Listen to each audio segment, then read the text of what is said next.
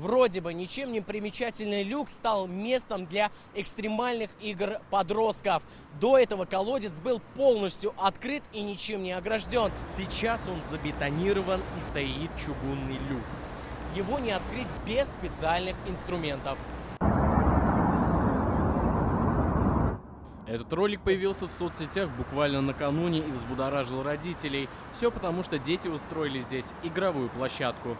Ну, это ясно, если люк открыт, тем более в ночное время, а сейчас лето. Они на самокатах, на велосипедах. Поэтому, не дай бог, несчастный случай, конечно. Это очень опасно. Особенно для детей. Потому что они не видят, летят, не смотрят точнее. В соцсетях казанцы разделились на 3 лагеря. Одни говорят, ничего страшного в этом нет, многие прыгали по гаражам в детстве. Вторые утверждают, детям нужно объяснить, что лучше в таких местах не играть. Третий призывает найти ответственных.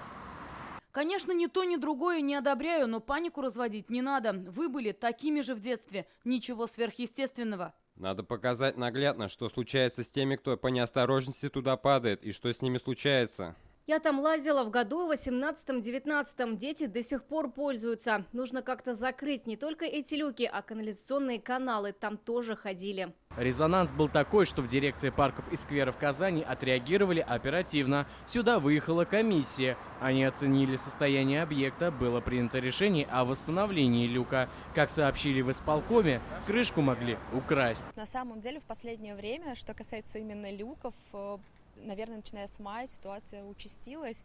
И действительно, по несколько таких инцидентов в неделю происходит. Да. Можете сообщить, например, дирекции парков, которая уже дальше разберется, чьи эти сети, и передаст обслуживающей организации эту информацию.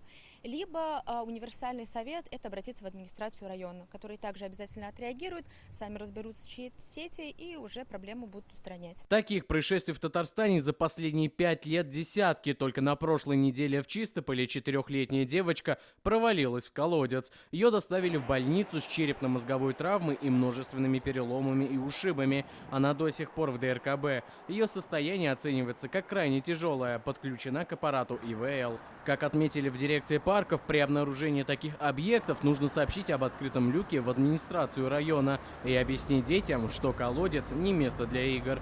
Искандер Гималдинов, Альбина Минаева, ТНВ, Казань.